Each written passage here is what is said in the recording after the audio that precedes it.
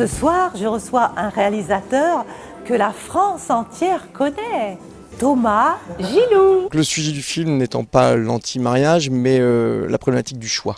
Nous avons tourné en 1 journée et demie et j'ai eu 4 jours de montage. Au départ, je devais l'autoproduire et en fait, j'avais pris une production en tant que boîte aux lettres qui, au bout d'1 semaine, quand ils ont vu les répétitions, le pré-light et les décors se monter, ils ont dit « Oh non, on va miser ». Content d'avoir pu traiter d'un sujet qui me tient à cœur, un sujet pas évident à traiter.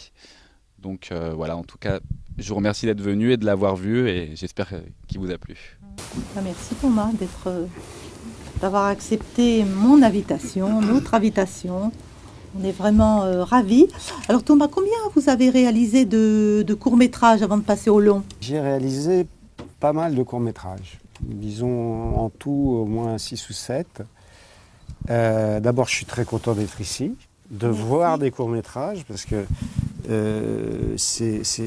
moi je viens du court-métrage, je suis une génération, finalement la première génération qui a réussi à faire du cinéma en commençant par les courts-métrages. Nous on a commencé avec le Super 8, il n'y avait pas la vidéo, il n'y avait pas tout ça, donc on voulait un moyen qui nous permette économiquement de faire des films, des vrais films.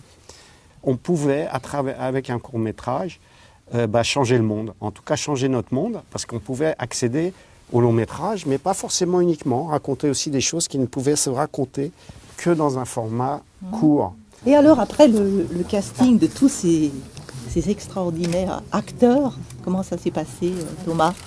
D'abord dans les courts-métrages, on prend les acteurs qu'on connaît ou dont on a envie. Mais après, quand on passe au long métrage, évidemment, le casting devient très important.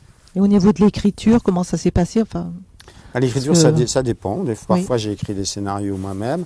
Parfois, j'ai travaillé avec des scénaristes. Parfois, j'ai écrit moi et j'ai travaillé avec des scénaristes. Ce sont vraiment des films qui ont eu beaucoup de succès, hein, vraiment tous. En tout cas, je pense que c'est des films qui témoignent un peu de quelque chose. Oui. C'est-à-dire, quand on voit Black Micmac, c'est le seul témoignage qu'il y a sur la génération l'émigration africaine des années 80. Et c'est le travail avec les acteurs qui me plaît. C'est pas les mouvements de caméra, tout ça. Oui, bien sûr. Le style, il faut le chercher, il faut le trouver, mais c'est les acteurs qui font si on se trompe d'acteur, le film ne marche pas. Je passe une très bonne soirée, comme d'habitude. C'est toujours l'opportunité de rencontrer des gens qui viennent de différents univers. Donc moi, j'apprécie ce genre de soirée. Écoutez, j'ai trouvé que la soirée était très intéressante. Effectivement, les courts-métrages, on n'a pas l'occasion d'en voir souvent.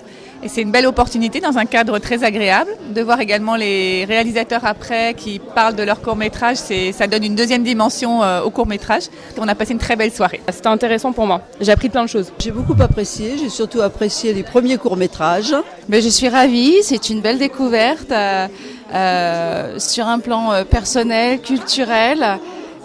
Amicale puisqu'on rencontre aussi de nouvelles personnes, donc je suis ravie. C'est parfait, Annie est toujours charmante, égale à elle-même, et puis les belles rencontres. Je trouve ça formidable, on a parlé de cinéma, enfin on a pu parler de cinéma, c'était formidable. C'était intéressant de rencontrer les rencontrer avec des jeunes réalisateurs, c'était très bien. On est très heureuse de vous avoir accueilli, cher Thomas Gilou. Super. Je vais te faire la bise Thomas quand même. Ciao. Merci. Ciao. Merci d'être venu, Thomas. Bonne soirée, à bientôt.